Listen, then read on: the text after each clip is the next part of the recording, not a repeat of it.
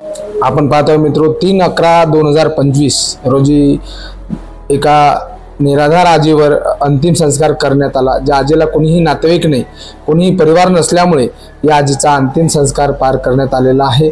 आजी 75 वर्ष वयाच्या होत्या आणि आजी नागपूर पोलीस स्टेशन मार्फत नंददीप फाउंडेशन येथे आल्या होत्या। आजीला कोणताही परिवार नसल्यामुळे, आजीचं नातेवाईक परिवार नसल्यामुळे आजीचा अंतिम संस्कार नंददीप फाउंडेशन बेघर मनोरुग्ण निवारा केंद्र यवतमाळ येथे करण्यात आला आणि अंतिम संस्कार आजीचा पांढरकवडा मोक्षधाम सेवा समिती हिंदू स्मशानभूमी येथे आजीचा अंतिम संस्कार या ठिकाणी पार पडला। या ठिकाणी नगरपालिकेचे कर्मचारी उपस्थित होते आणि सर्व कर्मचाऱ्याच्या उपस्थितीमध्ये नंददीप फाउंडेशनचे संदीप शिंदे, निशांत सायरे, नरेंद्र पवार, गोकुळ गोटू आणि अशा अनेक गोशूल अशा अनेक नंददीप फाउंडेशनच्या सेवकांसमक्ष या आजीचा अंतिम संस्कार रीति रिवाजानुसार पार करण्यात आला। जिसका कोई नहीं उसका तो नंददीप है यारो।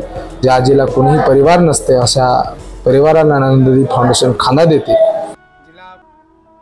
मार्गदर्शनामध्ये नंददीप त्यांचा अंतिम सोहळा, अंतिम संस्कार सोहळा रोड यवतमाळ या ठिकाणी येतात, गड्डा खोदतात आणि कमी पैशामध्ये पाहत राहा नंददीप फाउंडेशन यवतमाळ, जे निराधारांसाठी, खऱ्या गरजूंसाठी या ठिकाणी सेवा कार्य करते आहे। 3/11/2025 रोजी आजींचा अंतिम संस्कार या ठिकाणी पार करण्यात आला।